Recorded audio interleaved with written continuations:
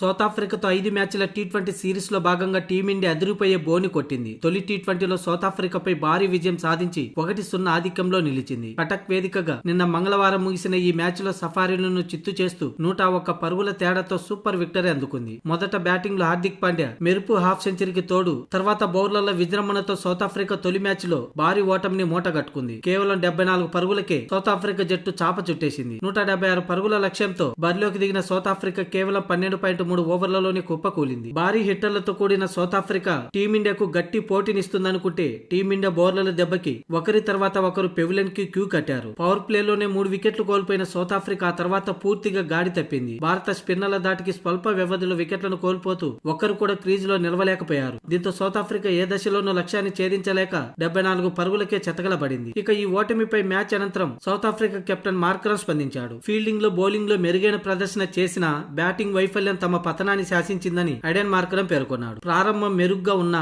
ఆ తర్వాత చాలా త్వరగా వికెట్లను కోల్పోవటం నిరాశకు గురయ్యామని మార్కరమ్ అన్నాడు. అయితే టీ20 ఫార్మాట్ లో ఇలా జరగడం సర్వసాధారణం. ఓ రకంగా బాధాకరంగా ఉన్నా వీలైనంత త్వరగా ఈ మ్యాచ్ ను మర్చిపోయి తదుపరి మ్యాచ్ కు సిద్ధం అవుతామని మార్కరమ్ అన్నాడు. పిచ్చి చాలా స్టిక్ గా ఉంది. బంతి ఆగుతూ వచ్చింది. 175 పరుగుల లక్ష్యాన్ని మేము ఛేదించాల్సింది. ఈ లక్ష్యాన్ని ఛేదిస్తామని అనుకున్నాం. కానీ తమ బ్యాటర్ల అంచనాలని టీమిండియా స్పిన్నర్లు అడ్డుకట్ట వేశారు. ముఖ్యంగా భాగస్వామ్యాలు నెలకొల్పలేకపోవటం, వరుస వికెట్లు కోల్పోవటం ఓటమిని శాసించిందని మార్కరమ్ అన్నాడు.